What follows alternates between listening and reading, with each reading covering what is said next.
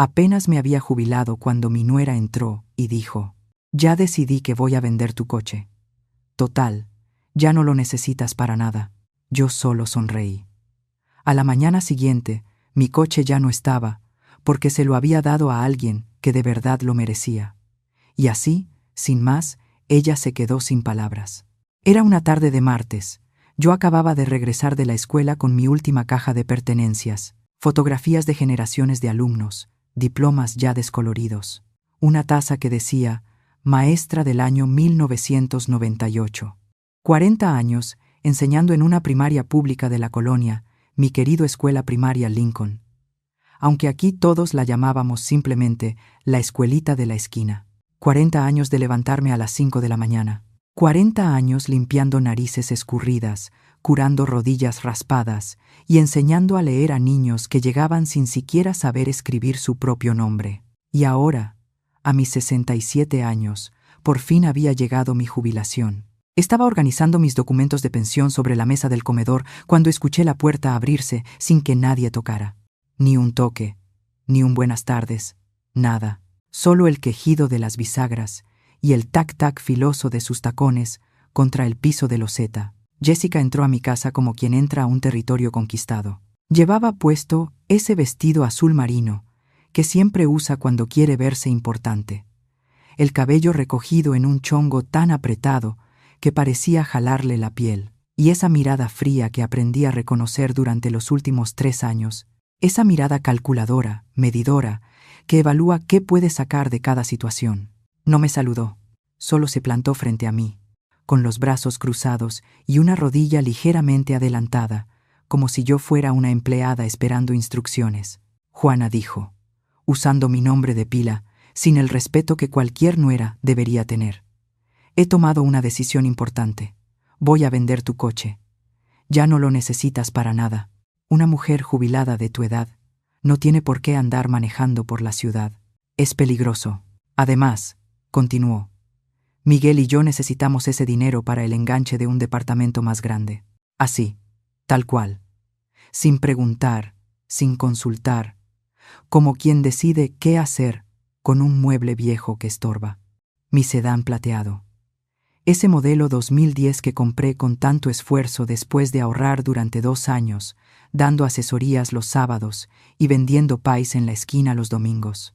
Ese coche me llevó a la escuela cada mañana, transportó a mi hijo cuando era niño, cargó despensas para familias necesitadas, fue testigo de mis lágrimas cuando enviudé y de mis risas cuando Miguel se graduó. Sentí un vacío en el estómago, un hueco que se abrió como una grieta en un temblor, pero ocurrió algo extraño. En lugar de llorar, en lugar de gritar, en lugar de suplicar, sonreí. Una sonrisa pequeña, tranquila, que debió inquietarla, porque vi cómo frunció ligeramente el entrecejo. ¿Me escuchaste?, preguntó con ese tono que usa cuando cree que alguien no está entendiendo sus órdenes. Te escuché perfectamente, Jessica. Respondí con una calma que me sorprendió incluso a mí. Bien. Mañana estaré aquí por las llaves a las 10 de la mañana. Ya tengo comprador. Te dará 4,500 pesos. Es un buen precio para un coche tan viejo. 4,500 pesos que yo estaba segura de que jamás llegarían a mis manos. Se dio la vuelta y salió igual que había entrado, sin despedirse, dejando únicamente el aroma de su perfume caro y el peso de sus palabras como piedras sobre mi pecho. Cerré la puerta. Me quedé allí, en medio de mi sala, rodeada de mis cajas de jubilación, sintiendo cómo las paredes de mi propia casa se me venían encima. Pero esa sonrisa no desapareció, porque Jessica acababa de cometer el mayor error de su vida. Acababa de despertar algo en mí que había estado dormido por demasiado tiempo. Mi dignidad. Y lo que ella no sabía, lo que nadie en mi familia sabía, era que yo tenía un as bajo la manga, un secreto que había guardado durante 25 años. Una carta que estaba a punto de jugar, pero ellos todavía no lo sabían. A la mañana siguiente, mi coche desaparecería de la cochera, pero no por las razones que Jessica imaginaba. Si quieres saber cómo esta maestra jubilada le dio la lección más dura a la persona que intentó quitarle todo, quédate hasta el final. Y si esta historia resuena contigo, suscríbete al canal para seguir compartiendo historias de la vida real que te harán sentir que no estás sola ni solo en tus batallas. Porque lo que vino después lo cambió todo. Y te juro que Jessica jamás vio venir lo que estaba a punto de pasar. Debía haber visto las señales cuando Jessica entró a nuestra familia, como un huracán disfrazado de brisa. Pero una madre siempre quiere creer lo mejor de la persona que hace sonreír a su hijo, aunque esa sonrisa sea falsa. Era febrero del año 2022. Miguel tenía 42 años, y yo ya había perdido la esperanza de verlo casado. No porque no fuera un buen hombre, sino porque era demasiado bueno, demasiado noble, demasiado ingenuo. El tipo de persona que cree todo lo que le dicen, que nunca sospecha de las intenciones de los demás, que piensa que el mundo es tan honesto como él. Lo crié sola desde que tenía 7 años, cuando su padre murió en un accidente de construcción. No recibimos ni un solo peso de compensación. Nada. Éramos solo él y yo, una maestra de primaria con un salario de 1.500 pesos al mes y un niño que acababa de perder a su papá. Fueron años duros, muy duros. Recuerdo las madrugadas preparando su lonche a las 5 de la mañana, planchando su uniforme mientras él dormía, inventando juegos para que no notara que no teníamos dinero para juguetes. Recuerdo vender pastelitos en la escuela, coser para las vecinas, dar tutorías hasta las 11 de la noche para pagarle la universidad. Miguel estudió contaduría, se graduó con honores y consiguió trabajo en un despacho mediano, en una colonia decente. No ganaba mucho, alrededor de 3,000 pesos al mes, pero era estable, responsable, un buen hombre, solo que muy solo, hasta que ella llegó. Jessica apareció un día de abril en su oficina, vendedora de seguros médicos, 28 años, casi 15 años menor que mi hijo, alta, delgada, con ese tipo de belleza fría e intimidante, cabello lacio hasta los hombros, uñas perfectamente arregladas, ropa que dejaba claro que sabía exactamente el efecto que causaba. Miguel me la presentó 3 semanas después. Aún recuerdo esa tarde. Preparé un guisado de res, puré de papa y ejotes, puse mi mantel bordado, el que solo usaba en ocasiones especiales. Quería causar una buena impresión. Quería que viera que mi hijo venía de una familia con valores, de un hogar cálido. Jessica llegó tarde, 40 minutos tarde. Ni siquiera se disculpó. Se sentó en mi mesa, miró el guisado como si fuera algo sospechoso y dijo: «Ay, yo casi no como. Estoy cuidando mi figura». Miguel rió nervioso. Yo me tragué el comentario como quien traga vidrio. Durante esa comida, Jessica hizo exactamente 3 cosas: revisar su teléfono cada 2 minutos, hablar de lo caro que era todo en la ciudad comparado con la gran ciudad de donde venía, y preguntar con una sonrisa que no tocaba sus ojos si alguna vez había pensado en vender mi casa. «Sabe, esta zona se está apreciando mucho», dijo, pasando su dedo por el borde de su vaso con agua. Una propiedad como esta, aunque es pequeña y, digamos, tradicional, podría valer unos 250,000 pesos, quizá más. ¿Lo ha considerado alguna vez, Juana? Juana. No, señora Salavar. No, mamá. Solo Juana. Como si fuéramos amigas de la misma edad. Miguel la miraba embelesado, como si cada palabra salida de su boca fuera sabiduría divina. Sonreí con educación y cambié de tema. Pero esa noche, después de que se fueron, me quedé sentada en mi cocina hasta las 2 de la mañana con un nudo en el estómago que no podía explicar. 6 meses después, se casaron. 6 meses. Ni siquiera un noviazgo adecuado. Miguel me llamó para darme la noticia como quien anuncia que compró un coche nuevo. Emocionado, apresurado, sin dejarme decir una sola palabra. «Mamá, Jessica es increíble. Me hace tan feliz. Nos vamos a casar en el registro civil el próximo sábado. Algo sencillo. Tú y 2 testigos de ella. Nada elegante. Nada elegante, porque no tenían dinero para una boda. O más bien, porque Miguel no tenía dinero. Porque después descubrí que Jessica tenía deudas. Muchas deudas. Tarjetas de crédito saturadas con ropa de diseñador, un préstamo personal de 3,500 pesos que jamás pagó, y un historial de trabajos que duraban, como mucho, 6 meses antes de que la despidieran o renunciara. Pero yo aún no sabía nada de eso. El día de la boda, llevé un cheesecake hecho en casa. Jessica ni lo probó. Dijo que tenía demasiadas calorías. Y desde ese día, mi hijo empezó a desaparecer. No físicamente, sino en esencia. Los domingos que siempre venía a cenar comenzaron a ser menos frecuentes. Primero cada 2 semanas, luego una vez al mes, luego casi nunca. Cuando le preguntaba, siempre tenía la misma excusa. Jessica tiene planes, mamá. Ya sabes cómo son las esposas. No, no lo sabía, porque yo fui esposa y nunca alejé a mi marido de su madre. Las llamadas, que antes eran diarias, se convirtieron en mensajitos cortos de WhatsApp. Ocupado, mamá. Te llamo luego. Pero nunca llamaba. Y cuando por fin los visité en su departamento rentado de 2 recámaras en una colonia de clase media, sentí a Jessica midiendo cada minuto de mi presencia, como quien cuenta los segundos para que un invitado indeseado se vaya. Pero eso no fue lo peor. Lo peor fue ver cómo Miguel repetía sus palabras como un loro entrenado. Mamá, ¿no crees que deberías pensar en mudarte a un lugar más pequeño? Mantener una casa es mucho trabajo para una mujer sola. Mamá, Jessica dice que deberías pensar en tu futuro. ¿Dónde vas a vivir cuando seas mayor? Mamá, ¿es cierto que tienes ahorros? Porque si sí, podrías ayudarnos con el enganche de un departamento mejor. Mi hijo, mi niño, el que crié con tanto sacrificio, ahora era el eco de una mujer que apenas lo conocía. Y yo me quedé callada, asenté, sonreí, porque tenía miedo. Miedo de que si decía algo, si lo confrontaba, si me quejaba, lo perdería para siempre. Así que me tragué cada comentario hiriente, cada insinuación, cada desprecio disfrazado de preocupación, hasta ese martes de mi jubilación, hasta que Jessica cruzó la línea que jamás debió cruzar. Y fue ahí cuando algo dentro de mí dijo basta. Pero antes de que todo explotara, las cosas se pusieron mucho peor, porque Jessica no solo quería mi coche, quería toda mi vida. No fue una puñalada por la espalda, fue un envenenamiento lento, diseñado para que nadie lo notara, excepto yo. Los 2 años siguientes a su boda fueron como ver el agua erosionar una piedra gota a gota, día tras día, hasta que un día despiertas y ya no queda nada sólido donde sostenerse. Todo empezó con los préstamos. El primer préstamo fue 6 meses después de la boda. Una llamada de Miguel, con la voz cargada de vergüenza. Mamá, ¿nos podrías prestar 500 pesos? Jessica tuvo unos gastos médicos inesperados. El próximo mes te los pagamos. Te lo prometo.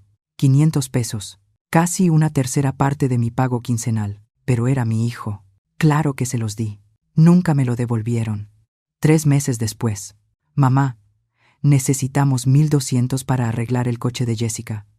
Se descompuso el motor. Es urgente o perderá su trabajo. 1,200 pesos que tomé de mis ahorros de emergencia. Tampoco me los devolvieron. Luego fueron 2,000 pesos, para una oportunidad de inversión increíble. Jessica había encontrado un negocio multinivel de productos de belleza que prometía retornos del 300%. Mamá, esto va a cambiar nuestras vidas. En 6 meses te pagamos el triple. Ese negocio quebró en 2 meses. Jessica nunca lo mencionó otra vez. Y yo jamás volví a ver esos 2,000 pesos. En total, durante esos 2 años, les presté 7,300 pesos.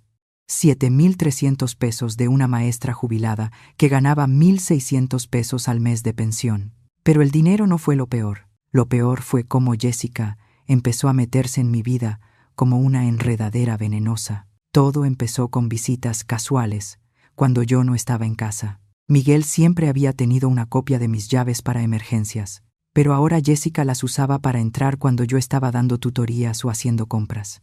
Llegaba y encontraba cosas movidas, cajones abiertos, papeles revueltos. ¡Ay, Juana! Solo pasamos a dejar esto.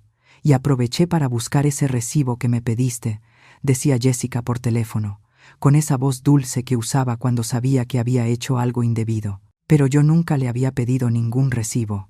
Ella estaba buscando, revisando, investigando. ¿Qué estaba buscando? Aún no lo sabía. Luego vinieron los comentarios sobre mi casa. Ay, mamá, ¿no crees que esta casa es demasiado grande para ti sola? Tiene 3 recámaras y solo usas una. Es un desperdicio. Esta zona es peligrosa para una mujer mayor que vive sola. ¿Has pensado en mudarte a un edificio con seguridad? Más seguro, más práctico. Un departamento de una recámara te costaría 1,200 pesos al mes de renta y podrías vender esta casa. Imagina todo ese dinero en el banco. Dinero que, casualmente, ella podría ayudarme a administrar. Miguel asentía ante todo como un títere. Los domingos familiares, que antes eran sagrados, se convirtieron en interrogatorios disfrazados de conversación. Entonces, ¿cuánto recibes de tu pensión, Juana? ¿Tienes seguro de vida? ¿En nombre de quién está? ¿Ya hiciste testamento? Porque deberías, ¿eh? A tu edad nunca se sabe. A mi edad, como si yo tuviera 90 años. Yo tenía 65. Estaba más sana que muchas mujeres de 40, pero para Jessica, yo ya era una vieja inútil esperando a morirse. Y Miguel no decía nada. Nunca decía nada. El peor momento llegó un domingo de noviembre. Estábamos comiendo chile, que yo había estado preparando desde las 6 de la mañana. Miguel repitió 2 veces. Jessica apenas tocó su plato, como siempre, y entonces, a media comida, soltó la bomba. Juana, Miguel y yo hemos estado pensando. Creemos que sería lo mejor para ti, para tu bienestar, que consideraras la opción de mudarte a una residencia para personas mayores. Se me heló la sangre. ¿Una residencia?, pregunté, incapaz de creer lo que escuchaba. Sí, respondió, pero no cualquiera. Una buena, donde haya enfermeras, actividades, gente de tu edad, donde no estés sola todo el día. Es lo mejor para ti. ¿Lo mejor para mí? No, lo mejor para ella. Una casa vacía que pudiera vender o rentar. Mamá. No es mala idea, murmuró Miguel sin mirarme a los ojos. Tendrías más compañía. ¿Compañía? Yo, que había pasado 40 años rodeada de niños, colegas, padres. Yo, que tenía amigos, vecinos, vida. Querían encerrarme en un asilo como si ya estuviera senil. No voy a ninguna residencia, dije con una firmeza que me sorprendió incluso a mí. Esta es mi casa. La compré con mi propio trabajo y aquí me voy a quedar. Jessica apretó los labios. Miguel bajó la mirada. No volvieron a mencionar el tema ese día, pero yo sabía que no habían renunciado. En los días siguientes, Jessica empezó una nueva estrategia: humillarme en público. En una reunión familiar en casa de mi prima Helena, Jessica dijo delante de todos: «Ay, prima, cuida mucho a Juana. Ya sabes cómo son las personas mayores. Olvidan las cosas. El otro día dejó la estufa encendida y casi incendia la casa. Una mentira. Yo jamás había dejado la estufa encendida». Pero todos la miraron con preocupación y a mí con lástima. En otra ocasión, en el supermercado, me encontré a una excompañera de trabajo. Jessica, que me había acompañado ese día para cargar las bolsas, le dijo: «Señora Lucy, qué gusto verla. Oiga, ¿no conocerá un buen neurólogo? Juana ha estado muy olvidadiza últimamente. Miguel y yo estamos preocupados». Yo no estaba olvidadiza. Mi mente estaba más clara que nunca, pero Jessica estaba construyendo una narrativa, pintándome como una vieja senil que necesitaba tutores. Y lo peor, Miguel no me defendía, nunca me defendía. Un día lo enfrenté, cuando vino solo a traer un medicamento que yo le había pedido. «Miguel, ¿por qué permites que Jessica hable así de mí?». Se quedó callado, mirando al piso, como cuando era niño y hacía algo mal. «Ella no habla mal de ti, mamá. Solo está preocupada». «¿Preocupada? Está haciendo que parezca que estoy loca». «No exageres, mamá. Jessica te quiere mucho. Solo quiere lo mejor para ti, lo mejor para mí». Esa frase otra vez. En ese momento me di cuenta de algo terrible. Había perdido a mi hijo. No al Miguel físico, sino al Miguel que yo conocía. El niño noble, el joven agradecido, el buen hombre. Ese Miguel había sido reemplazado por un extraño que repetía las palabras de su esposa como si fueran verdades absolutas. Esa noche lloré. Lloré como no había llorado desde la muerte de mi esposo. Porque perder a un hijo por la muerte es doloroso, pero perderlo mientras sigue vivo es insoportable. Y cuando pensé que ya no podía doler más, llegó el día de mi jubilación. El día en que Jessica decidió que mi coche ya no era mío. Ese fue el día en que algo dentro de mí murió. Y algo nuevo, algo más fuerte, nació. Había un secreto que yo había guardado durante 25 años, esperando el momento correcto para revelarlo. Ese momento estaba a punto de llegar. Pero para entender por qué ese secreto era tan importante, necesito llevarte 25 años atrás, a 1999, el año en que conocí al señor Stephen Morgan. El señor Morgan vivía en la casa de al lado, una casita de un solo piso, con un jardincito al frente, pintada de amarillo pálido, con una bugambilia morada trepando por toda la fachada. Había sido viudo por 10 años, sin hijos, sin familia cercana, solo él, sus recuerdos y sus rosales. Tenía 73 años cuando nos conocimos. Yo tenía 42 y acababa de enviudar. Nos hicimos amigos por casualidad. Una tarde lo vi batallando con unas bolsas del mandado mientras intentaba abrir su puerta. Fui a ayudarlo. Él me invitó a tomar un café. Acepté. Esa taza de café se convirtió en un ritual. Cada sábado por la tarde, después de hacer mis compras, pasaba por su casa. El señor Morgan preparaba café con canela y azúcar morena. Yo llevaba pan dulce de la panadería de la esquina. Nos sentábamos en su pequeña sala llena de fotografías en blanco y negro y hablábamos de todo: la vida, la muerte, Dios, la soledad. Me confesó cosas que nunca le había dicho a nadie. Cuánto extrañaba a su esposa, Esperanza. Cómo dolía despertarse cada mañana en una cama vacía. Cómo el silencio de una casa sin voces es el sonido más pesado del mundo. Y yo le conté mis miedos. Miedo de no poder criar a Miguel sola. Miedo de envejecer sin compañía. Miedo de que mi vida se redujera solo a trabajar y sobrevivir. El señor Morgan me escuchaba con esos ojos sabios que solo tienen las personas que han vivido mucho y han sufrido más. Juana, me dijo una vez, la vida nos quita mucho, pero si pones atención también te da señales de quién merece tu confianza y quién no. Siempre guarda un as bajo la manga, siempre.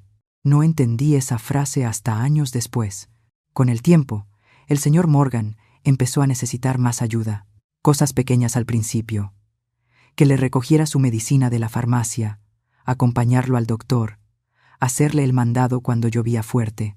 Yo lo hacía con gusto, sin esperar nada a cambio, porque me recordaba a mi propio padre, que murió cuando yo tenía 23 años. Pero el señor Morgan no solo tenía la casa amarilla donde vivíamos, tenía otra propiedad, una que había comprado en los años 70, cuando un pueblito tranquilo cerca de aquí todavía era barato y apacible.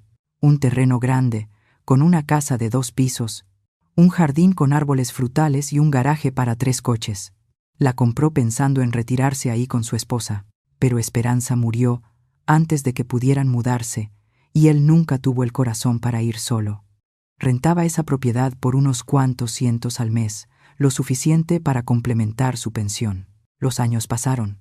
El señor Morgan cumplió 80, luego 83, luego 85. Su salud empeoró. Diabetes, presión alta, las rodillas destruidas por la artritis. Yo iba todos los días, cocinaba para él, le daba su medicina, lo bañaba cuando ya no podía solo. Lo acompañaba al hospital en cada emergencia. Miguel, que tenía 17 años entonces, también lo ayudaba. Le cortaba el pasto, arreglaba cosas, le leía el periódico cuando el señor Morgan ya no podía ver bien. Ese muchacho tuyo tiene un corazón de oro, Juana me decía. Lo criaste bien, muy bien. En 2009, el señor Morgan sufrió un infarto. Sobrevivió, pero quedó muy débil. Una tarde de octubre me llamó a su casa. Estaba sentado en su sillón favorito, el de piel café que rechinaba cada vez que se movía. Tenía un sobre manila en las manos. Siéntate, Juana. Me senté frente a él, con el corazón apretado. Sabía que algo importante venía. Tengo 90 años. Ya no me queda mucho tiempo. Los doctores me dieron 6 meses, tal vez menos. Se me llenaron los ojos de lágrimas. Yo había llegado a quererlo como a un padre. Quiero que sepas algo, continuó. Tengo 2 sobrinos, hijos de mi hermano que murió hace 20 años. Viven en otro estado. ¿Sabes cuántas veces me han visitado en estos últimos 10 años? Negué con la cabeza. Ninguna. 0. Me llaman una vez al año, en Navidad, solo para cumplir, nada más. Abrió el sobre y sacó unos papeles. Esta es la escritura de mi propiedad en el pueblito de descanso. Vale como 400,000 pesos, según la última evaluación. También tengo ahorros, 45,000 pesos en el banco. Me quedé helada. Señor Morgan, ¿por qué me está diciendo esto? Porque quiero que sea tuyo, Todo. La casa, el dinero. Tú has sido la única familia de verdad que he tenido en estos años. Tú y Miguel. No puedo aceptar eso, dije de inmediato. ¿Y sus sobrinos? Mis sobrinos me dejaron morir solo. Tú me diste dignidad en mis últimos años. Ya está decidido. Fui con el abogado la semana pasada. Todo está a tu nombre. Legal, firmado, sellado. Lloré. Lloré tanto que me dolía el pecho. Pero quiero pedirte algo, continuó el señor Morgan. No se lo digas a nadie. A nadie. Ni siquiera a Miguel. Todavía no. Espera. Observa. La vida te mostrará quién merece saberlo y quién no. ¿Por qué? Porque el dinero cambia a la gente, Juana. Saca lo peor de ellos. Tú eres buena. Demasiado buena. Y la gente buena es presa fácil de los buitres. Así que guárdalo como un as bajo la manga. Y cuando llegue el momento en que alguien te trate como basura, cuando alguien piense que no tienes nada, cuando alguien intente quitarte tu dignidad, entonces lo sacas y les demuestras que siempre fuiste más fuerte de lo que creían. El señor Morgan murió 3 meses después, en enero de 2010. Sus 2 sobrinos aparecieron en el funeral, vestidos de traje, preguntando por la herencia. El abogado les informó que todo se le había dejado a Juana Salavar. A mí, casi me demandan. Dijeron que yo lo había manipulado, que era una interesada, que seguramente lo había chantajeado. Pero todos los papeles estaban en regla. El señor Morgan incluso había dejado una carta explicando sus razones. El juez desechó el caso. Los sobrinos desaparecieron. Nunca volví a saber de ellos. Y yo hice exactamente lo que el señor Morgan me pidió. Guardé el secreto. No se lo conté a nadie. Ni a mi familia, ni a mis amigas más cercanas, a nadie. Tuve la casa rentada. Fui subiendo la renta con los años. Ahora generaba más de 1,000 pesos al mes, que iban directo a una cuenta bancaria separada de la que nadie sabía. Durante 15 años, ese dinero creció. Lo invertí con cuidado. Terminé de pagar la hipoteca de mi casa. Ahorré. Esperé. Esperé para ver quién me quería por quien soy, no por lo que tengo. Miguel pasó la prueba durante años. Fue un buen hijo. Agradecido. Cariñoso. Hasta que llegó Jessica. Y entonces vi a mi hijo transformarse en un extraño que me veía como una fuente de recursos, como una propiedad que había que gestionar, como una carga que había que quitar del camino. El señor Morgan tenía razón. El dinero saca lo peor de la gente. Y yo tenía el as perfecto bajo la manga, un as que estaba a punto de mostrar. Porque cuando Jessica entró a mi casa ese martes exigiendo las llaves de mi coche, cuando me trató como a una vieja inútil, cuando pensó que podía quitarme lo poco que me quedaba, tomó la decisión más estúpida de su vida, porque no sabía con quién se estaba metiendo. Y yo estaba lista para demostrarlo. Mi jubilación debería haber sido una celebración. Se convirtió en mi funeral en vida. Había sido exactamente una semana antes del incidente del coche, un viernes por la tarde. Miguel me había llamado esa mañana, con esa voz forzada y alegre, que usaba cuando Jessica le dictaba qué decir. Mamá, queremos celebrar tu jubilación. Jessica está organizando una comida especial en nuestro departamento este domingo a las 2. No llegues tarde.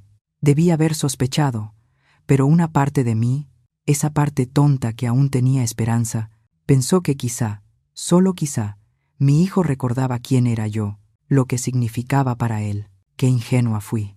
Ese domingo me arreglé con cuidado. Me puse mi vestido azul cielo, el que Miguel me había regalado hacía 3 años por mi cumpleaños. Me apliqué un labial rosa suave. Me peiné el cabello canoso, que ahora llevaba corto, a la altura de los hombros. Quería verme bien, digna. Llevé un pastel de zanahoria que había horneado desde las 6 de la mañana, el favorito de Miguel desde que era niño. Cuando llegué a su departamento, toqué la puerta con el corazón acelerado, la esperanza mezclada con el miedo. Miguel abrió. Me dio un abrazo rápido, mecánico. De esos abrazos que se dan por compromiso, no por amor. Pasa, mamá. El departamento olía a pollo rostizado de supermercado, no a comida hecha en casa. Jessica estaba sentada en la sala con la laptop abierta sobre la mesa de centro. Llevaba un pants gris y una blusa blanca. Ni siquiera se había molestado en arreglarse para la celebración. No se levantó a saludarme. Hola, Juana. Deja el pastel en la cocina. Ni un qué bonito pastel, ni un gracias por tomarte la molestia. Nada. Dejé el pastel en la cocina y regresé a la sala. Me senté en el sillón individual, el más alejado de los dos, que estaban juntos en el sofá principal como si fueran jueces, y yo la acusada. Bueno, mamá, empezó Miguel, carraspeando nervioso. Jessica y yo queremos hablar contigo de algo importante. Jessica giró la laptop hacia mí. En la pantalla había una hoja de Excel. Números, cálculos, porcentajes. Juana, te hicimos un plan de vida, para que tu jubilación sea más cómoda y segura. Un plan de vida hecho por ella, sin consultarme. ¿Qué clase de plan?, pregunté, sintiendo cómo se me apretaba el estómago. Jessica sonrió. Esa sonrisa de tiburón que usaba cuando creía tener todo bajo control. Mira, analizamos tu situación financiera. Tu pensión es de 1,600 pesos al mes, ¿verdad? Yo no le había dicho esa cantidad a nadie. ¿Cómo lo sabía? Entonces recordé mis papeles de jubilación, los que estaba revisando el martes pasado, cuando ella entró sin tocar. Los había visto. Probablemente les tomó fotos. Es correcto, respondí con una voz fría. Bien. Entonces, aquí está el plan, señaló la pantalla. Primero vamos a vender tu coche. Es un sedán 2010. Según las cotizaciones que conseguí, podemos obtener 4,500 pesos por él. No es mucho, pero ayuda. Espera, la interrumpí. Vamos a vender. ¿Quiénes somos, vamos? Pues tú. Obviamente, dijo Jessica con impaciencia, como si yo fuera tonta. Pero nosotros te vamos a ayudar con el trámite porque tú no entiendes de estas cosas. Respiré hondo. Todavía no dije nada. Segundo punto, continuó. Tu pensión, 1,600, es un buen ingreso para una persona sola, pero creemos que deberías contribuir a la familia. Miguel es tu único hijo. Él te cuidó bien. Tú lo criaste, pero ahora toca devolver. Devolver. Como si criar a un hijo fuera una transacción comercial. Proponemos que dones el 60% de tu pensión mensual para ayudarnos. Esos son 960 pesos. Te quedarías con 640, más que suficiente para tus gastos básicos. Si vives modestamente, 640 pesos para pagar luz, agua, gas, teléfono, comida, medicinas, emergencias. ¿Y exactamente en qué me ayudaría eso a mí?, pregunté. ¿En qué estarías ayudando a tu familia? Juana, respondió Jessica, con ese tono condescendiente que se usa con los niños pequeños. Miguel y yo necesitamos ahorrar para el enganche de un departamento más grande. Queremos tener hijos pronto. Tu futuro nieto va a necesitar espacio. Futuro nieto. Usando a un bebé que ni siquiera existía como chantaje emocional. Miguel miraba al piso. Cobarde. Un cobarde completo. Tercer punto. Jessica imprimió una hoja y me la tendió. Necesitamos que firmes un poder notarial. Es solo por seguridad. En caso de que te pase algo, Miguel podrá manejar tus asuntos legales y financieros sin complicaciones. Un poder notarial, acceso completo a mi casa, mis cuentas, mis documentos. ¿Y si no quiero firmar? Jessica soltó una risita falsa, incómoda. Ay, Juana, no seas terca. Esto es por tu propio bien. A tu edad las cosas pueden pasar muy rápido. Un accidente, una enfermedad. ¿Quieres que Miguel tenga que batallar con burócratas mientras tú estás en el hospital? Piensa con lógica. ¿Lógica? Ella hablaba de lógica mientras planeaba dejarme sin nada. ¿Y para cuándo necesitan mi respuesta? Ahora sería lo ideal. Tengo la cita con el abogado programada para el martes. Claro, ella ya tenía todo arreglado sin preguntarme, sin considerarme. Necesito pensarlo, dije, levantándome del sillón. Mamá, siéntate, dijo por fin Miguel, mirándome por primera vez. No hemos comido. No tengo hambre. Pero trajiste pastel. Déjalo para Jessica. A lo mejor ella lo aprecia. Tomé mi bolso y caminé hacia la puerta. Juana, estás siendo muy infantil, gritó Jessica a mis espaldas. Solo queremos ayudarte. No me volteé, no respondí. Bajé las escaleras del edificio con las piernas temblándome. Llegué a mi coche. Me senté detrás del volante y allí mismo, en ese estacionamiento, con el motor apagado y las ventanas cerradas, me rompí. Lloré como no había llorado en años.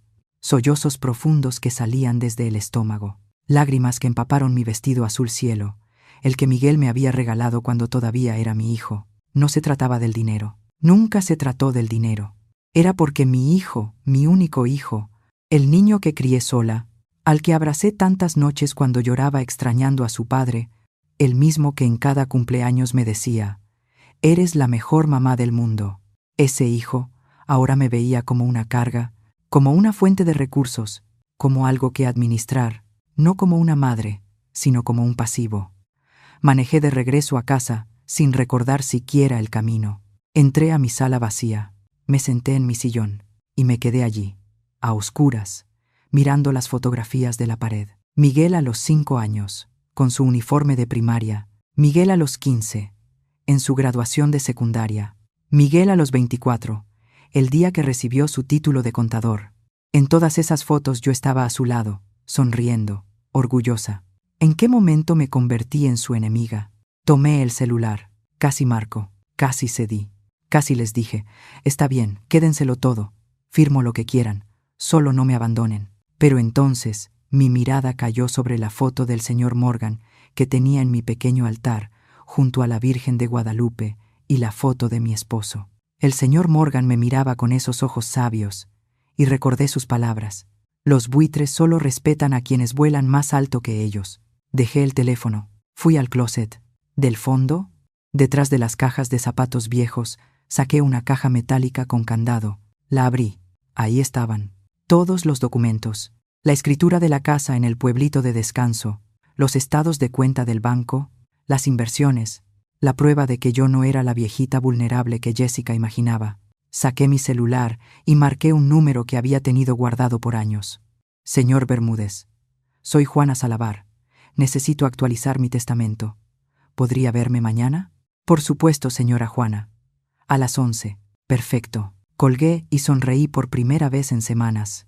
Una sonrisa que no era de alegría, sino de determinación, porque Jessica acababa de despertar algo en mí que había estado dormido demasiado tiempo: mi dignidad, y estaba a punto de recordarle a todos que Juana Salavar no era una víctima, era una sobreviviente. Y las sobrevivientes no se rinden, pelean. Esa noche lloré todas las lágrimas que había contenido en 40 años de ser fuerte. Eran las 3 de la mañana, no podía dormir. El insomnio se había vuelto mi compañero más fiel desde aquella desastrosa comida de domingo. Me levanté de la cama, me puse mi vieja bata de algodón y caminé descalza hacia la sala. La casa estaba completamente en silencio. Ese silencio pesado que solo conocen quienes viven solos. El silencio que amplifica cada pensamiento, cada miedo, cada dolor. Me senté en el sillón, abracé mis rodillas contra el pecho como una niña asustada, y miré las fotografías que llenaban el estante junto al televisor. Ahí estaba Miguel en todas partes. El bebé Miguel, envuelto en su mantita azul. Miguel de 3 años, con su triciclo rojo. Miguel de 7 años, el día que su padre murió, aferrado a mi falda con los ojos hinchados de tanto llorar. Tomé esa foto entre mis manos. La estudié como si pudiera encontrar respuestas en ese niño congelado en el tiempo. ¿Dónde estaba ese niño ahora? ¿En qué momento lo perdí? Recordé el día del accidente de su padre, Carlos, mi esposo durante 12 años, albañil, honesto hasta la médula, de esos hombres que comparten su torta con cualquier compañero que no llevó lonche. Cayó de un andamio en el 5º piso. Murió al instante. La constructora no nos dio nada. Dijeron que había sido negligencia suya, que no se había puesto bien el arnés. Mentiras. Pero éramos pobres, sin abogados, sin voz.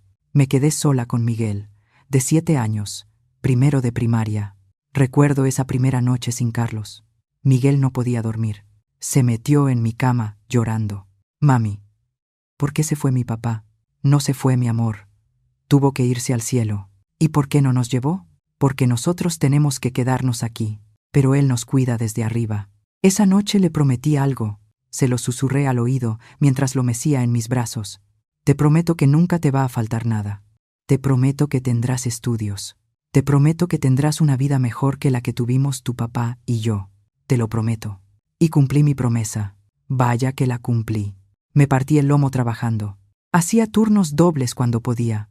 Maestra en la mañana en la primaria pública, clases particulares por las tardes. Los sábados vendía país que empezaba a hornear desde las 4 de la mañana. Los domingos lavaba ropa para otras personas. Miguel nunca supo cuántas veces me fui a la cama sin cenar, para que él pudiera desayunar. Nunca supo cuántas veces empeñé mis aretes de oro, mi cadena, mi anillo de bodas, para pagar sus útiles escolares. Nunca supo que vendí la única televisión que teníamos, para pagar su examen de admisión a la universidad. Yo lo protegí de todo eso. Quería que su infancia fuera lo más normal posible, para que no cargara con la culpa de nuestra pobreza. Y lo logré. Miguel se graduó de contador con honores. Yo estaba en primera fila el día de su graduación, aplaudiendo hasta que me dolieron las manos, con los ojos inundados de orgullo. Después de la ceremonia, me abrazó fuerte, como cuando era niño. Mamá, todo lo que soy es por ti. Todo. Nunca lo voy a olvidar. Te lo prometo. ¿Dónde quedó esa promesa? ¿Dónde estaba ese hombre que me abrazó hace 20 años? Me limpié las lágrimas con el dorso de la mano, pero seguían saliendo como un río desbordado, porque el dolor no era solo por Miguel, era por todo. Por los años de sacrificio que ahora parecían no valer nada, por las noches en vela cuidándolo cuando tenía fiebre, por las veces que caminé bajo la lluvia porque no tenía ni para el camión, por los cumpleaños que pasé sola porque estaba trabajando para que él tuviera los suyos, por la vida que no viví porque la invertí en él, y ahora él me veía como una carga. Tomé el celular. Eran las 3:15 de la mañana. Marqué el número de Jessica. Mi dedo temblaba sobre el botón de llamada. Casi lo hice. Casi la llamo para decirle: está bien, ganaste. Quédate con el coche, con el dinero, con lo que quieras. Solo no me quites a mi hijo. Solo déjame ser parte de su vida, porque eso era lo que más dolía. No perder el dinero, no perder el coche, perder a Miguel. Mi dedo estaba a milímetros de presionar el botón. Pero entonces mi mirada se desvió hacia el altar en la esquina de la sala. Ahí estaba la Virgen, que mi mamá me había regalado cuando me casé. La vela titilante proyectaba sombras sobre las fotografías. La foto de Carlos, mi esposo, con su sonrisa enorme y sus manos llenas de callos de tanto trabajar. La foto de mis padres, ya fallecidos. Mi madre con su mandil floreado, mi padre con su sombrero de paja, y la foto del señor Morgan, con su suéter beige y sus lentes gruesos, mirándome con esa sabiduría que solo da la vida. El señor Morgan. Recordé una conversación que tuvimos poco antes de su muerte. Estábamos en su jardín. Él regaba sus rosas. Yo le ayudaba a sostener la manguera, porque sus manos ya no tenían fuerza. Juana, ¿sabes cuál es la diferencia entre la bondad y la necedad? No, señor Morgan. La bondad es dar cuando tienes para dar. La necedad es seguir dando cuando te están robando. La bondad es ayudar a alguien que lo necesita. La necedad es dejarte usar por alguien que solo quiere aprovecharse. ¿Y cómo sabes cuál es cuál? Cuando alguien a quien dices querer te trata peor que un desconocido, ahí tienes tu respuesta. Me levanté del sillón, guardé el teléfono, caminé hacia el altar y encendí una vela nueva. Señor Morgan, susurré en la quietud, usted me dijo que guardara mi as bajo la manga. Me dijo que esperara el momento correcto. Creo que ese momento ha llegado. El silencio de la casa pareció responderme, no con palabras, sino con certeza. Regresé a mi cuarto. Del closet saqué la caja metálica. La abrí sobre la cama. Documentos. La prueba de mi verdadero patrimonio. La escritura de la casa, ahora valuada en 400,000 pesos. Los estados de cuenta del banco, 45,000 pesos ahorrados en 15 años. Los registros de las rentas, más de 1,000 pesos al mes durante los últimos 10 años. Tomé una calculadora y empecé a sumar todo lo que Jessica y Miguel no sabían que existía. El total me dejó sin aliento. Más de 445,000 pesos. Yo, la maestra jubilada inútil. La vieja que necesitaba ayuda para manejar sus asuntos. La mujer a la que querían obligar a firmar un poder notarial para controlarla. Yo tenía casi $500,000 de pesos, y ellos no tenían idea. Una parte de mí, la parte débil, todavía se sentía culpable. Todavía pensaba, pero es mi hijo. Debería compartir esto con él. Pero entonces recordé sus ojos el domingo. Esos ojos que me miraron no como a una madre, sino como a una mercancía. Recordé cómo no me defendió cuando Jessica me humilló. Recordé los 7,300 pesos que le presté y que nunca me devolvió. Recordé cada comentario venenoso de Jessica que él permitió. Y algo dentro de mí se endureció, como cemento secándose bajo el sol. Miguel había hecho su elección. Eligió a Jessica. Eligió la avaricia. Eligió tratarme como una carga. Ahora yo haría la mía. Saqué mi libreta de direcciones. Busqué un nombre. Lucy Cárdenas. Lucy, mi exalumna. Una de las mejores estudiantes que tuve en 40 años de enseñanza. Brillante. Trabajadora. Soñadora. La vida la golpeó duro. A los 23 años tuvo un hijo, Sebastián, con parálisis cerebral. El padre desapareció en cuanto se enteró del diagnóstico. Ahora Lucy tenía 28. Trabajaba limpiando casas, 5 casas al día, desde las 6 de la mañana hasta las 9 de la noche, ganando 50 pesos por casa, 250 al día, cuando lograba hacer las 5 casas. Todo para pagar las terapias de Sebastián. Fisioterapia, 3 veces por semana, 100 pesos por sesión. No tenía coche. Llevaba a Sebastián en camión, 3 camiones, hora y media de camino de ida y otra de regreso, con un niño de 5 años en silla de ruedas. La veía de vez en cuando, le llevaba despensa. Le daba algo de dinero cuando podía, pero nunca lo suficiente. Miré el reloj. Eran las 4 de la mañana. Esperaría hasta las 7 para llamarla. Me volví a acostar. Esta vez logré dormir 2 horas. Cuando desperté, era un nuevo día. Y yo era una nueva Juana, una que ya no iba a pedir permiso para defender su dignidad. Mientras ellos planeaban despojarme, yo ya había movido todas las piezas del tablero. A las 7 en punto marqué el número de Lucy. El teléfono sonó 4 veces antes de que contestara. ¿Bueno? Su voz sonaba cansada. Seguro ya llevaba una hora despierta, arreglando a Sebastián para el día. Lucy, soy la maestra Juana. Maestra. Su voz se iluminó de inmediato. ¿Cómo está? ¿Todo bien? Todo está bien, mi niña. Escucha, necesito hablar contigo de algo importante. ¿Puedes venir a mi casa hoy, como a las 9? Hubo una pausa. Escuché el ruido de platos al fondo. Pues, maestra, tengo 4 casas programadas hoy. No puedo faltar porque me pagan el día completo, 250 pesos. Solo necesito 2 horas de tu tiempo. Otra pausa, más larga. ¿Está bien, maestra? ¿Pasó algo malo? Me reí.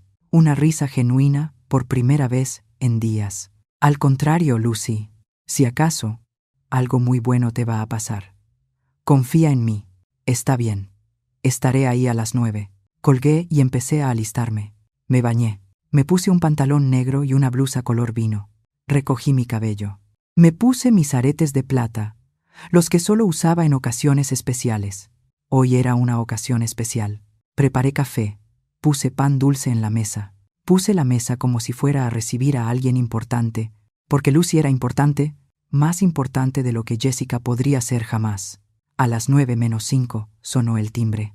Abrí la puerta. Ahí estaba Lucy. 28 años, pero parecía de 35. El trabajo duro envejece. Llevaba unos jeans gastados, tenis viejos, una blusa de manga larga, con una mancha de cloro en el hombro, el cabello recogido en una cola de caballo apretada, sin maquillaje, ojeras profundas debajo de los ojos, pero sus ojos brillaban, siempre brillaban. Maestra me abrazó fuerte. Olía a jabón barato y cansancio. Pasa, mi niña. Siéntate. La conduje a la sala. Le serví café y un pan. Comió como quien no ha desayunado. Seguramente no lo había hecho. ¿Y Sebastián? Pregunté. Con mi mamá. Ella lo cuida mientras trabajo. Se limpió las migas de los labios. Maestra, ¿para qué me necesita? Me senté frente a ella. Tomé sus manos entre las mías. Eran ásperas, partidas. Las manos de una mujer que no deja de trabajar. Lucy, ¿te acuerdas de lo que me escribiste en tu tarjeta de graduación de sexto? Se sonrojó. Maestra, eso fue hace 17 años. Yo sí me acuerdo. Me pusiste. Maestra Juana, usted me enseñó que ser pobre no significa ser menos, que con trabajo y educación puedo llegar a donde yo quiera. Algún día voy a ser doctora y voy a ayudar a niños como yo. Y todo será gracias a usted. Los ojos de Lucy se llenaron de lágrimas. No me hice doctora. Susurró. Lo siento, maestra.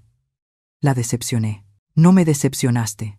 La vida te puso obstáculos que nadie debería enfrentar sola. Pero sigues luchando. Y sigues siendo esa niña brillante que nunca se rinde. y eso vale más que 1000 títulos universitarios. Se secó las lágrimas con el dorso de la mano. ¿Qué puedo hacer por usted, maestra? Respiré hondo. Era importante. Tenía que decirlo bien. Necesito que vengas conmigo a hacer unos trámites hoy. Y después de eso, quiero darte algo. ¿Darme algo? Maestra, no puedo aceptar nada. Usted ya hace demasiado por mí. Es mi coche. Se quedó helada. Me miró como si no hubiera entendido. ¿Qué? Mi Sedan plateado 2010. Quiero dártelo. Hoy. Ahora. Para ti. Lucy negó con la cabeza, las lágrimas ahora corriendo libremente. No, maestra, no puedo. Es su coche. Usted lo necesita. Tú lo necesitas más. Llevas a Sebastián en 3 camiones para sus terapias. Son 4 horas de trayecto todos los días. Con mi coche podrías hacerlo en 40 minutos. Podrías trabajar en más casas, ganar más, darle mejores terapias a tu hijo. Pero, maestra, mi voz se volvió firme. Escúchame bien. Durante 40 años fui maestra. Enseñé a cientos de niños. La mayoría se olvidó de mí. Algunos se acuerdan en diciembre, me mandan un mensajito de Navidad, y ya. Pero tú siempre has estado. Cuando me dio neumonía hace 3 años, venías día de por medio a traerme sopa. Cuando cumplí 65, fuiste la única exalumna que me trajo un pastel. Cada 10 de mayo me mandas flores por el Día del Maestro, aunque yo sé que a veces ni tienes dinero para tus propios gastos. Ella sollozaba ya. Es porque usted fue la única que creyó en mí, maestra. Cuando todos decían que yo era una niña tonta de barrio pobre, usted me dijo que era inteligente. Usted me consiguió la beca para la secundaria. Usted me dio libros. Usted me enseñó que yo valía algo. Y ahora yo quiero que este coche te enseñe algo más. Que en este mundo todavía hay gente que da sin esperar nada a cambio. Que la gratitud sin condiciones todavía existe. Que tu valor no depende de lo que tienes, sino de quién eres. La abracé mientras ella lloraba en mi hombro. 30 minutos después, estábamos en la oficina de tránsito. El trámite fue sorprendentemente rápido. 300 pesos. Los pagué sin pestañear. En 2 horas, el coche estaba legalmente a nombre de Lucy Cárdenas. Le entregué las llaves. Las tomó con las manos temblorosas. Maestra, no sé cómo agradecerle. Ya me lo agradeciste con años de cariño genuino. Eso es más de lo que mi propia familia me ha dado. Salimos del edificio. El sedán estaba estacionado afuera, brillando bajo el sol del mediodía. Lucy caminó alrededor, tocando el cofre como si no fuera real. «Es mío», susurró. «De verdad, es mío». «Es tuyo». Se subió, ajustó el asiento, el retrovisor, puso las manos en el volante y cerró los ojos. «Lo voy a cuidar como oro, maestra, se lo juro. Y cada vez que lo maneje, voy a pensar en usted. Solo prométeme una cosa, lo que sea. Cuando Sebastián sea mayor, cuando estés mejor, cuando la vida vuelva a sonreírte, pásalo adelante. Ayuda a alguien que lo necesite, como yo te ayudé a ti, como tú me ayudaste a cuidarme cuando estuve enferma. El amor se multiplica cuando se comparte. Lo prometo, maestra, lo prometo». Se fue manejando despacio, con cuidado. La vi alejarse y sentí algo que no había sentido en meses. Paz. Regresé caminando a mi casa. Eran las 12:30. A las 2 de la tarde sonó el timbre. Yo ya sabía quién era. Abrí la puerta. Ahí estaba Jessica, vestida con pantalones negros y una blusa blanca, el cabello suelto, maquillaje perfecto. Y detrás de ella, un hombre de unos 50 años, panzón, con una playera que decía: «Compro autos». «Hola, Juana». Vine por las llaves del coche, su voz era de triunfo anticipado. «Él es el señor Jack. Te va a dar 4.500 pesos en efectivo, sin cheques ni transferencias. Efectivo. 4.500 pesos que seguramente irían directo a su bolsa». Me quedé en el marco de la puerta, tranquila, serena. «Jessica, ¿puedes venir conmigo a la cochera?». Frunció el ceño, confundida por mi tono calmado. «¿Para qué?». «Solo dame las llaves. Ven conmigo». Caminé hacia la cochera lateral de la casa. Ella y el señor Jack me siguieron. Llegamos al espacio donde siempre estaba mi sedán. Vacío, completamente vacío. El silencio duró 3 segundos. Luego, Jessica explotó. «¿Dónde está el coche?». La miré a los ojos, sin miedo, sin temblar. Lo regalé. Su cara pasó por 5 emociones en 2 segundos. Confusión, incredulidad, furia, pánico, odio. ¿Qué? Lo regalé a alguien que de verdad lo necesitaba. Alguien que en realidad merece mi generosidad. Estás loca. Ese coche valía 4.500 pesos. Era mi coche. Yo decidí qué hacer con él. El señor Jack carraspeó, incómodo. Mire, señora, si no hay coche, yo me voy. Espere. Jessica le agarró el brazo. Ella va a recuperar ese coche. ¿Verdad, Juana? No. Te voy a demandar. Ese coche era propiedad de la familia. Sonreí. Esa sonrisa que ahora era mi arma. Nunca fue propiedad de la familia, Jessica. Era mi propiedad privada. Y con lo que es mío, hago lo que se me antoja, sin tu permiso, sin el permiso de nadie. Sacó su teléfono y marcó frenéticamente. Miguel, tu madre regaló el coche. Sí, lo regaló. Ven aquí ahora mismo. Colgó y me miró con un odio que ya ni intentaba ocultar. Esto no se va a quedar así, vieja inútil.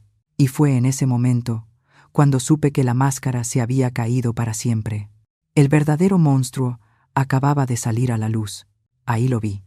El monstruo real, sin disfraces, sin sonrisas, solo avaricia y odio. El señor Jack se fue balbuceando disculpas. Jessica y yo nos quedamos en la cochera vacía, mirándonos la una a la otra, como dos gladiadoras en la arena. Voy a entrar a mi casa, dije con calma. Tú puedes irte o quedarte en la calle, pero no vas a entrar. Claro que voy a entrar. Voy a esperar a que Miguel llegue. En la calle. Cerré la puerta en su cara. La escuché gritar del otro lado. Palabras que nunca pensé que alguien me diría. Insultos que una nuera nunca debería decirle a su suegra. Pero ya no me importaba. Me senté en mi sala. Serví un vaso de agua. Mis manos no temblaban. Mi corazón latía parejo. Era extraño.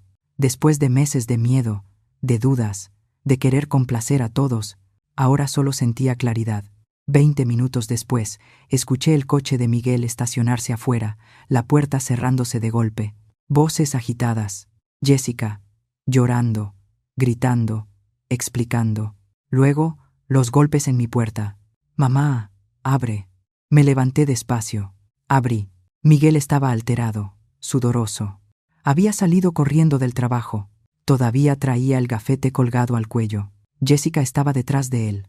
Los ojos rojos, el maquillaje corrido, el cabello despeinado. Ya no parecía la mujer perfectamente arreglada. Parecía lo que era, una mujer desesperada que acababa de perder 4.500 pesos. Mamá, ¿qué hiciste? La voz de Miguel temblaba entre la confusión y la rabia.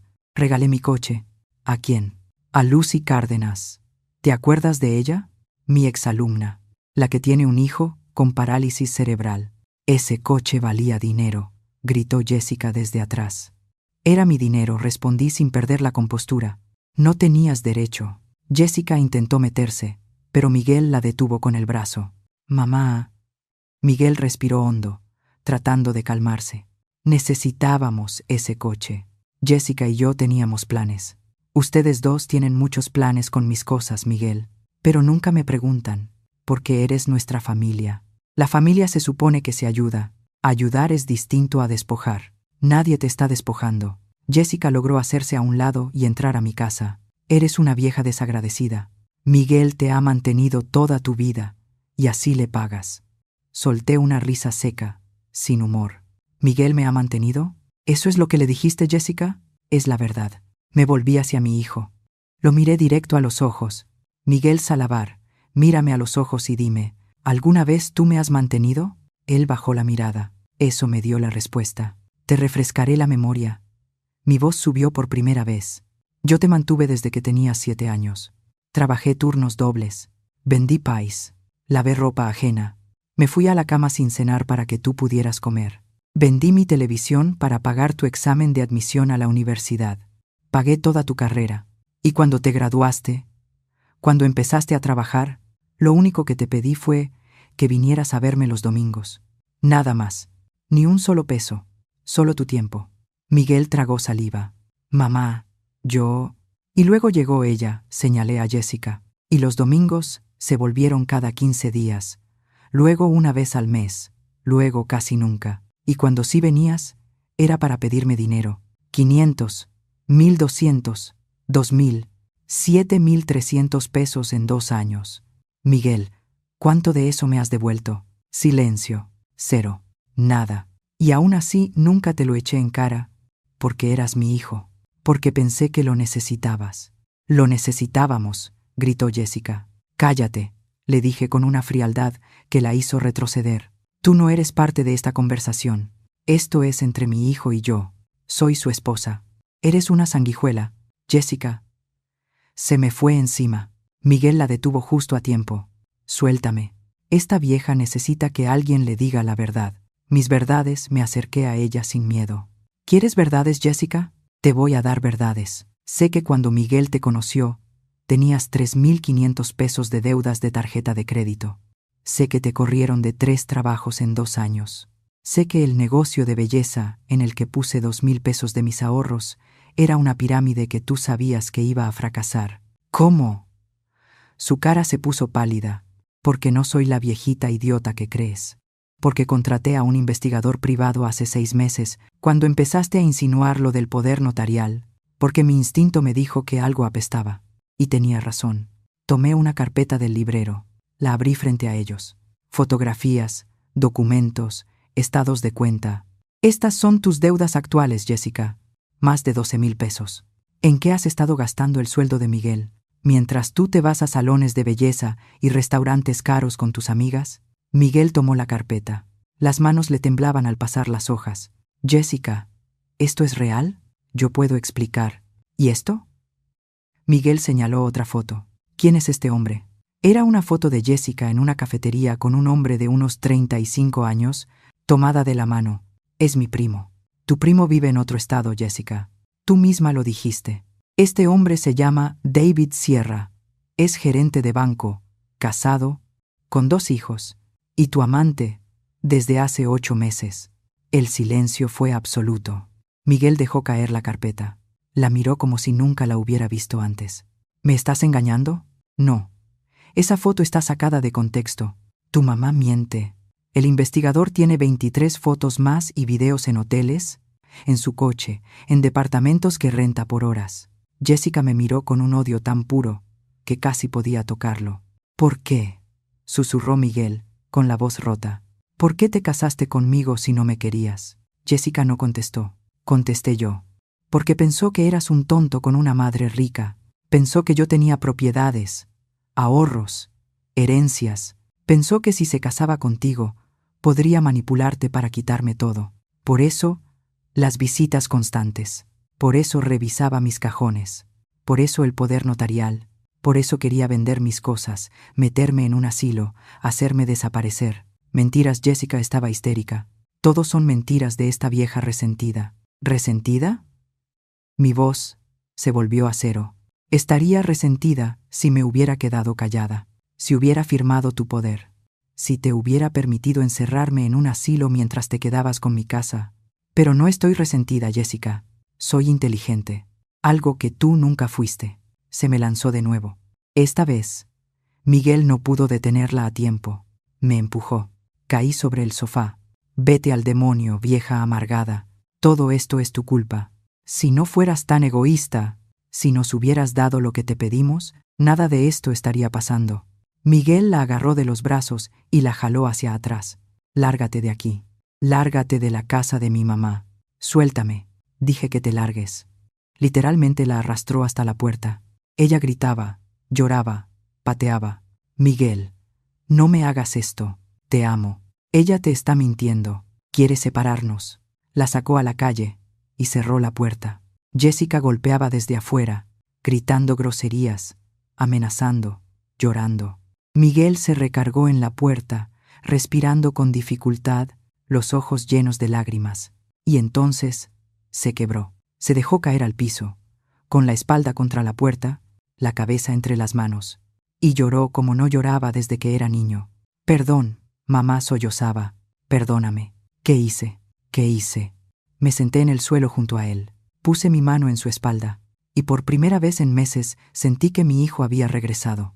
Pero el dolor apenas empezaba a sanar, y las revelaciones aún no terminaban. Fue entonces cuando saqué el sobre Manila que había estado esperando años.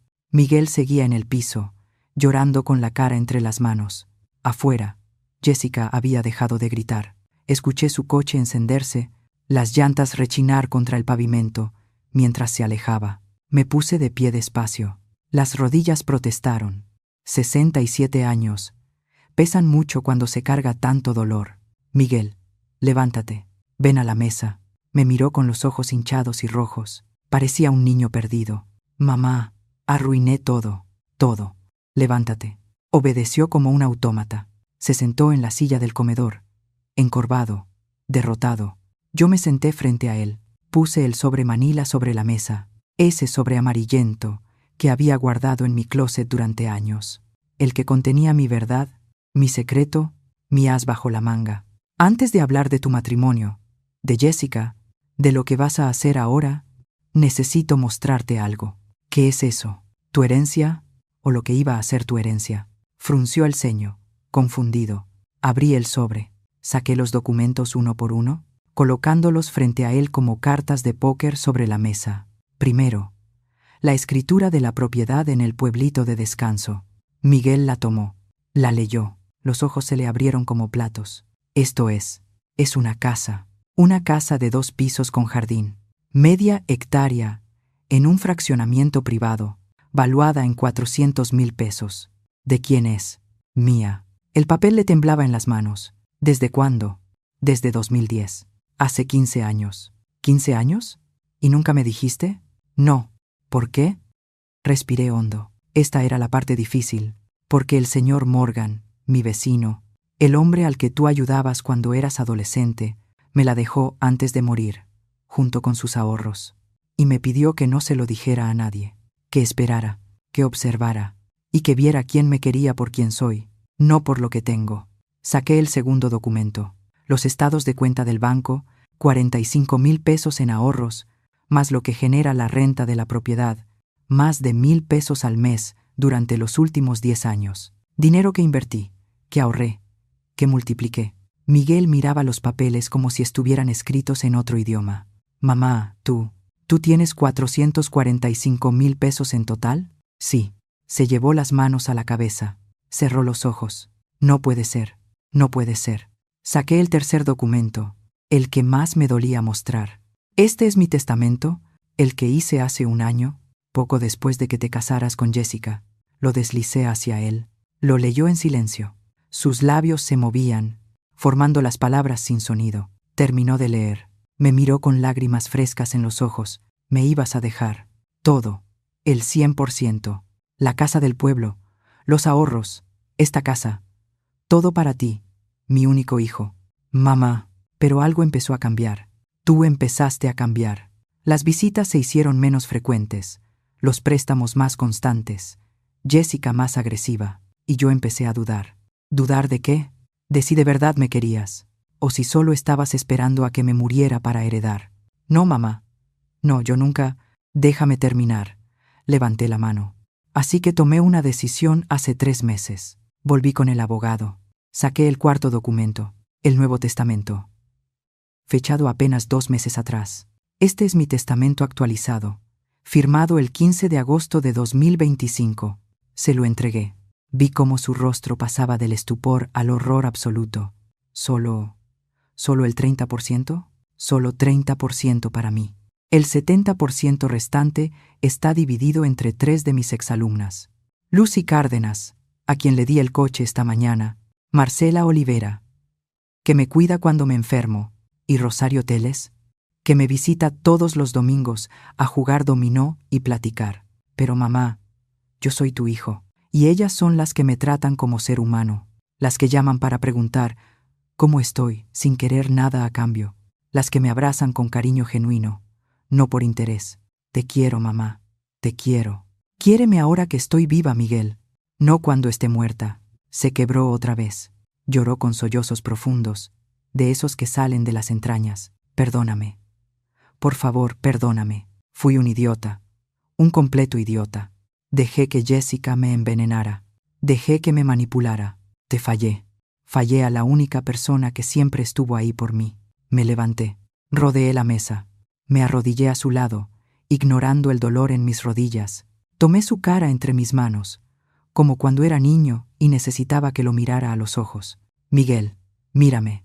Abrió los ojos, esos ojos idénticos a los de su padre. Te perdono. ¿De verdad? De verdad. Porque eres mi hijo. Porque te amo. Porque sé que el Miguel que yo crié sigue ahí adentro, enterrado bajo las mentiras de Jessica. ¿Pero qué? Perdonar no significa olvidar. Perdonar no significa que todo vuelve a ser como antes. Perdonar significa que no voy a cargar con el rencor, pero la confianza, esa hay que reconstruirla. Y toma tiempo. El tiempo que necesites, mamá. El que necesites. Y ese testamento no va a cambiar. No por ahora. Necesito ver acciones, no palabras. Necesito ver que de verdad aprendiste la lección. Él asintió, secándose las lágrimas con el dorso de la mano. ¿Y Jessica? Jessica es tu problema, no el mío. Tú decides qué hacer con tu matrimonio. Pero te voy a decir algo. Una mujer que te engaña, que te usa, que manipula a tu madre. Esa mujer no te ama, nunca te amó. Lo sé, ahora lo sé. Se quedó allí, mirando los documentos desperdigados sobre la mesa. Toda mi vida financiera expuesta, todos mis secretos revelados. Durante años pensé que eras una maestra pobre, apenas sobreviviendo con tu pensión, dijo al fin, con la voz hueca. Y resulta que eres millonaria. No soy millonaria, Miguel. Soy una mujer que aprendió a ser precavida, que aprendió que el dinero te da opciones, pero no te da amor, que aprendió que a veces tienes que guardar secretos para protegerte de tu propia familia, de cualquiera que te vea como un recurso, no como una persona. Un largo silencio. Solo el tic-tac del reloj de pared. ¿Qué hago ahora, mamá? Ahora te vas a tu casa. Vas a pensar bien las cosas. Vas a decidir si quieres seguir con Jessica o no. Y vas a empezar a construir tu propia vida sin depender de mí, sin esperar mi dinero. Solo tú. ¿Me vas a dejar verte? Cuando quieras, pero con reglas. Me llamas antes de venir. No traes a Jessica, a menos que yo lo autorice, lo cual no va a pasar pronto. ¿Y vienes porque quieres verme? No porque necesites algo. Lo acepto. Lo que sea. Él se levantó. Yo también. Nos abrazamos. Un abrazo largo, fuerte, de esos que dicen todo lo que las palabras no pueden. Te quiero, mamá. De verdad te quiero. Y yo a ti, mi niño. Siempre. Se fue con los hombros caídos, derrotado pero despierto. Vi su coche alejarse por la ventana. Me senté en mi sillón favorito. Silencio. Mi casa vacía, callada. Por primera vez en años, ese silencio no se sintió pesado. Se sintió como paz. Tomé el teléfono y llamé a Lucy. Maestra, ¿cómo está el coche? Maestra, no tiene idea. Sebastián está tan feliz que lloró de alegría. Hicimos el viaje a la terapia en 35 minutos. ¿35? Antes nos tomaba 3 horas. Sonreí. Una sonrisa cálida, genuina. Me alegra tanto, mi niña. Maestra, ¿está bien? Se oye diferente. Estoy perfecta, Lucy. Por primera vez en mucho tiempo. Estoy perfecta. Colgué. Miré hacia el altar. El señor Morgan me observaba desde su fotografía. Tenías razón, viejo amigo. Los buitres solo respetan a quienes vuelan más alto que ellos. Y hoy volé. Esa noche dormí 9 horas seguidas. Sin pesadillas, sin insomnio, solo paz. Porque había recuperado algo más valioso que 400,000 pesos. Había recuperado mi dignidad. Y nadie, nunca más, me la iba a quitar. No busqué venganza.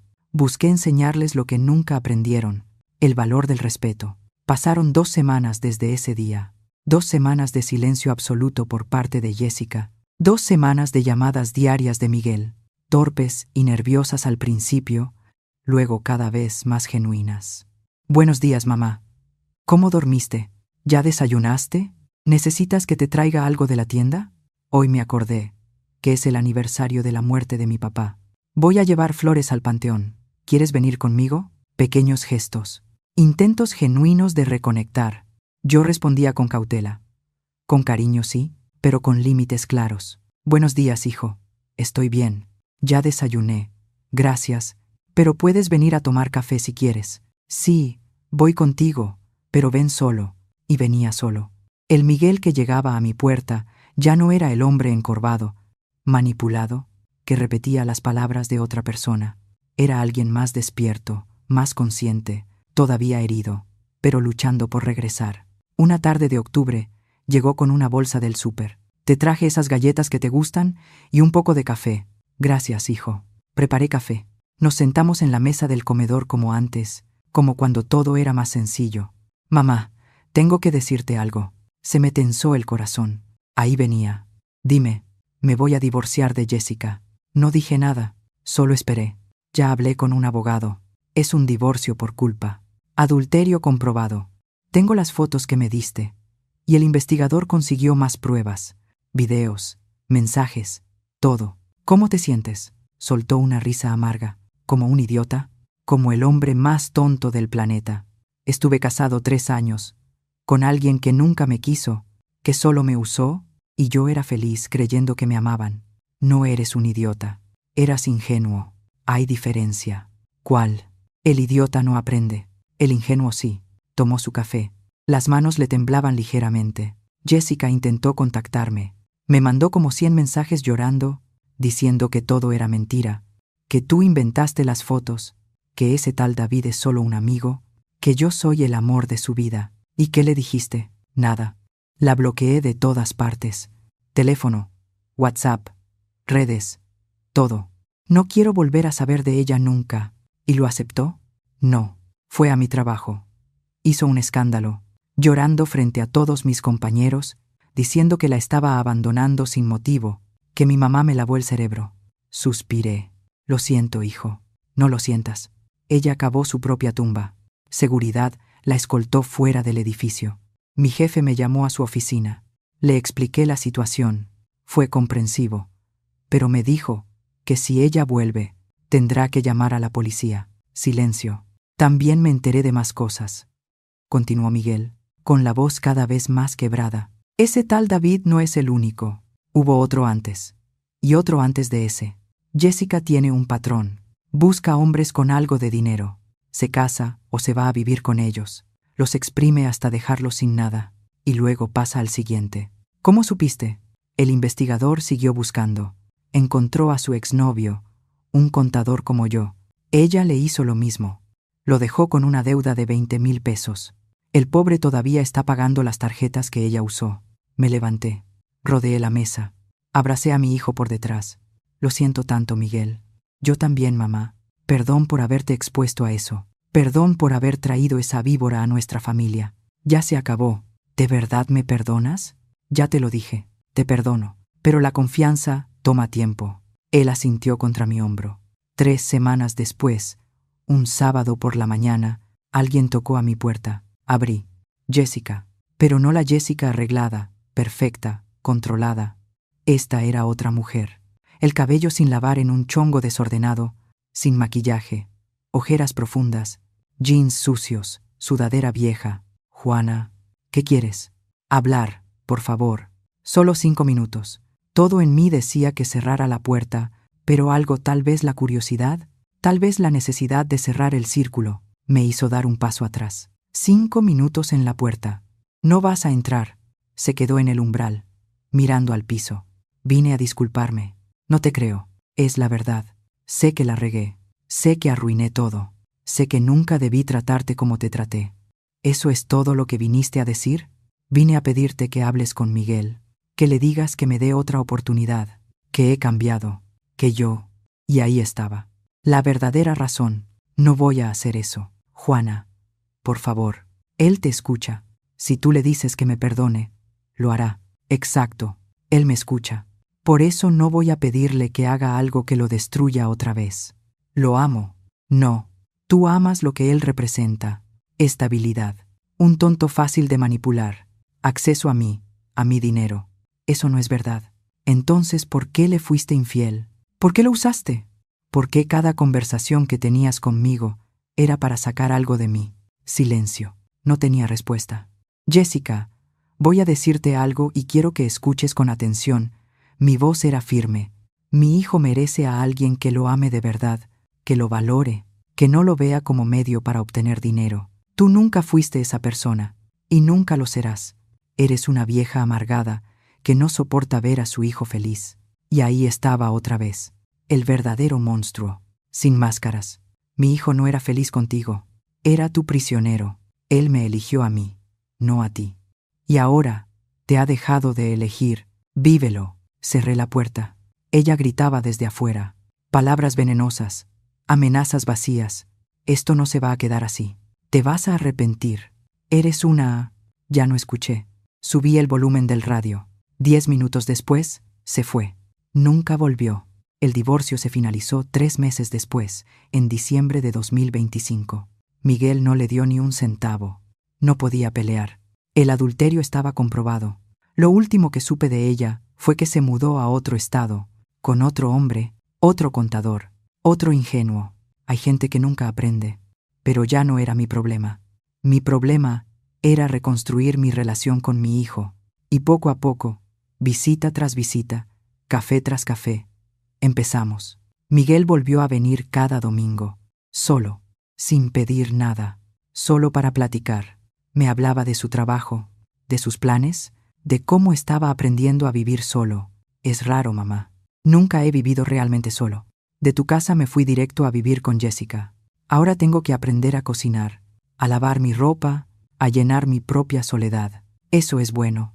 Necesitas conocerte a ti mismo. ¿Crees que algún día pueda volver a confiar en alguien?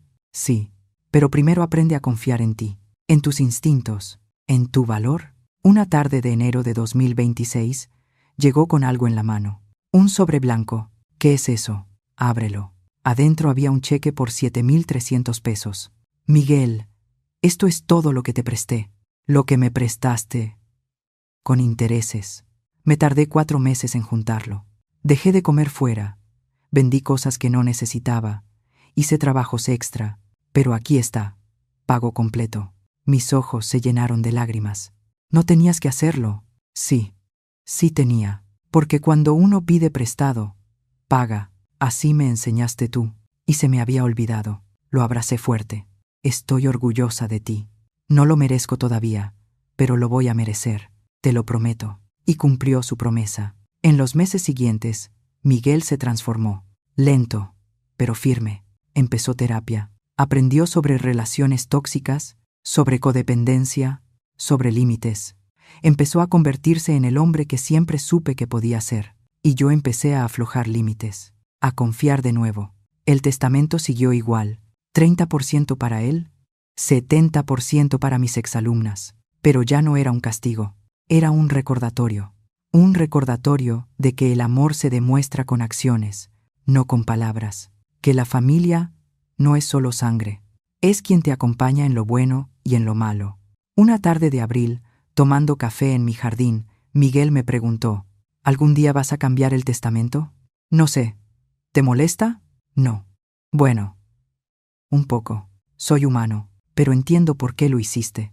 Y entiendo que Lucy, Marcela y Rosario se lo merecen tanto como yo, quizá más. Miguel, lo importante no es lo que tengas cuando yo muera. Lo importante es que me tengas mientras estoy viva. Él sonrió. Una sonrisa limpia, genuina. Tienes razón. No siempre. Pero en esto, sí. Los domingos volvieron a ser sagrados. Miguel venía. A veces traía comida. A veces cocinábamos juntos. Siempre hablábamos. De todo. De nada. De la vida. Como antes. Como siempre debió ser. Si esta historia te enseña algo, que sea esto.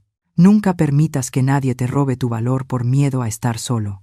8 meses han pasado desde aquel martes en que Jessica entró a mi casa exigiendo las llaves de mi coche. 8 meses que parecen una vida entera. Estoy sentada en mi jardín. Es un sábado de junio, 4 de la tarde. El sol calienta suave. Tengo una taza de café entre mis manos y una mantita ligera sobre las piernas. No hace frío. Solo me gusta sentirme arropada. Miro el espacio vacío donde antes estuvo mi sedán plateado y sonrío. Porque ese día no perdí un coche. Ese día recuperé mi dignidad. La vida después de la tormenta es distinta, más tranquila, más clara. Como cuando limpias una ventana sucia y de pronto puedes ver todo el paisaje. Miguel viene todos los domingos sin falta. A veces entre semana también. Ya no carga la sombra de otra persona. Ya no repite palabras ajenas. Es él otra vez. O quizá él por primera vez. Se divorció de Jessica en febrero. El proceso Fue más rápido de lo esperado. Ella no peleó mucho. Supongo que entendió que no tenía caso. O quizá ya tenía a su siguiente víctima. Mi hijo ahora vive solo en un pequeño departamento de una recámara. Cocina, lava su ropa, paga sus cuentas. Está aprendiendo a ser un hombre completo, no la mitad de alguien. Mamá me dijo, hace 2 semanas mientras lavábamos los platos juntos: creo que nunca fui realmente adulto hasta ahora. Siempre dependí de alguien. De ti, luego de Jessica. Nunca aprendí a estar solo. ¿Y cómo se siente? Aterrador, pero también liberador. Lo abracé con las manos llenas de jabón. El testamento sigue igual. 30% para Miguel, 70% para Lucy, Marcela y Rosario. ¿Y sabes algo? Esa decisión ya no me duele. Porque esas 3 mujeres me han dado más amor en estos 8 meses que muchas personas en toda su vida. Lucy viene cada 2 semanas. Trae a Sebastián, que ahora camina un poquito mejor. Gracias a las terapias constantes, que puede pagar porque ya no pierde 4 horas diarias en transporte público. Tiene 6 años. Me llama abuelita Juana cada vez que lo hace. Mi corazón se desborda. El coche sigue perfecto. Lucy lo cuida como un tesoro. Lo lava cada semana. Le hace los servicios puntuales. Dice que ese coche le cambió la vida. Y yo sé que es verdad.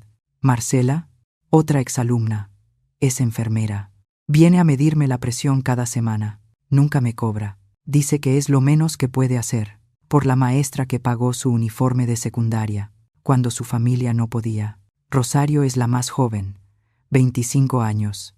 Ella estudia Derecho en la universidad pública. Trabaja medio tiempo y estudia medio tiempo.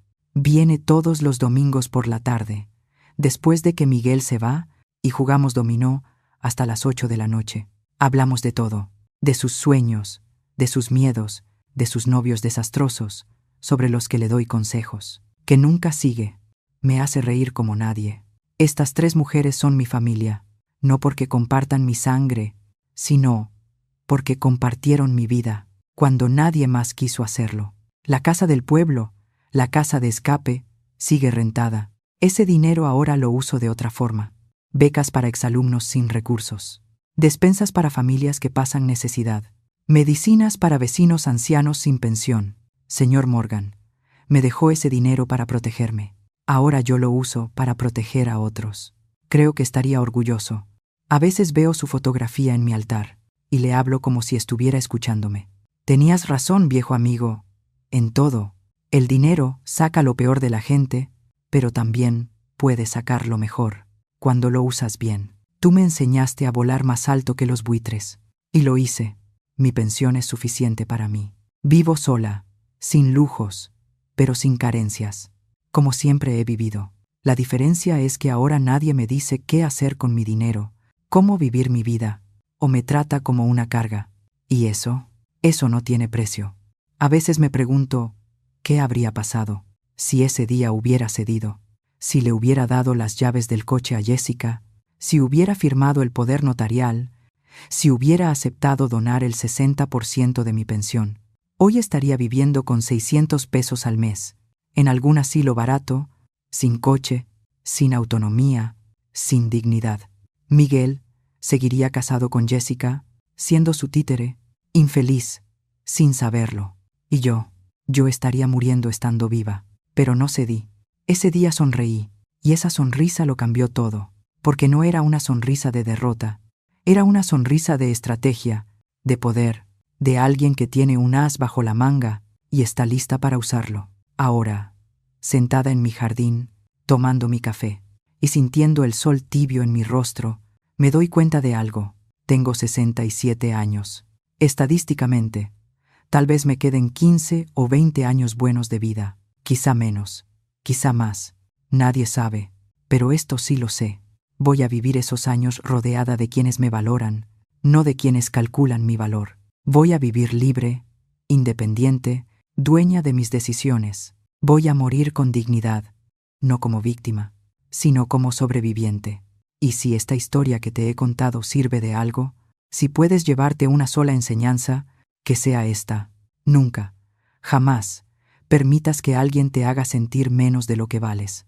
No importa si es tu hijo, tu nuera, tu esposo, tu familia, quien sea.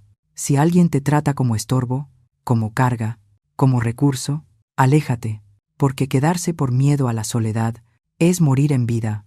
Y créeme, la soledad es mejor compañía que la gente que te desprecia. Aprende a guardar tus haces. No tienes por qué mostrar todo lo que tienes, todo lo que sabes, todo lo que vales. Espera, observa. Y cuando llegue el momento correcto, cuando alguien crea que puede despojarte, ahí es donde muestras tu verdadero poder. Miguel ha cambiado. De verdad, ha cambiado. Lo veo en sus ojos, en sus acciones, en la forma en que me habla ahora. ¿Cambiaré el testamento algún día? Tal vez sí, tal vez no.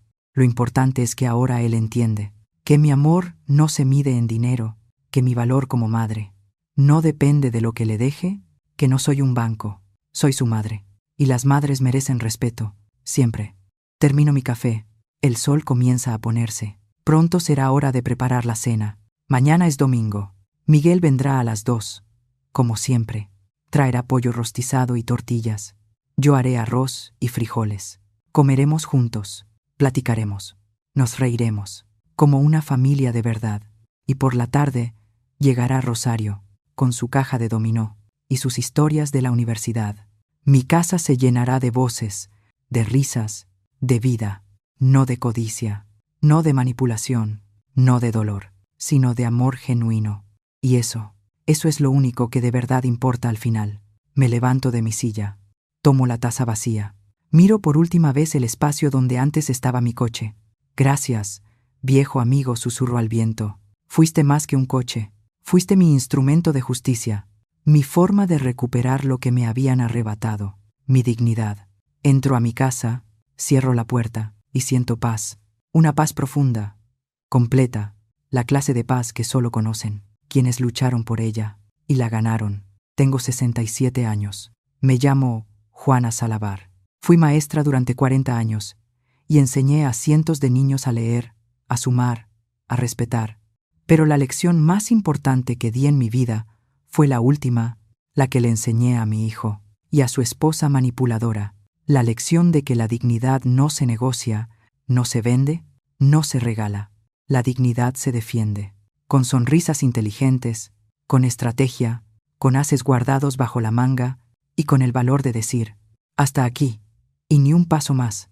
Si mi historia tocó tu corazón, si te hizo recordar algo que viviste o que estás viviendo, te invito a dejar tu comentario aquí abajo. Cuéntame, ¿alguna vez has tenido que defender tu dignidad? ¿Has puesto límites a alguien que creíste amar? No estás sola. No estás solo. Miles de nosotros hemos pasado por lo mismo, y todos merecemos respeto. Si crees que las madres, las abuelas y las mujeres mayores deben ser tratadas con dignidad y no como una carga, dale like a este video y suscríbete para que no te pierdas las próximas historias. Y dime en los comentarios, ¿desde qué país, desde qué ciudad me estás acompañando hoy? Aunque estés del otro lado de la pantalla, quiero que recuerdes algo. No estás sola. No estás solo. Yo estoy contigo. Y tu dignidad vale más que todo el oro del mundo. Nunca lo olvides.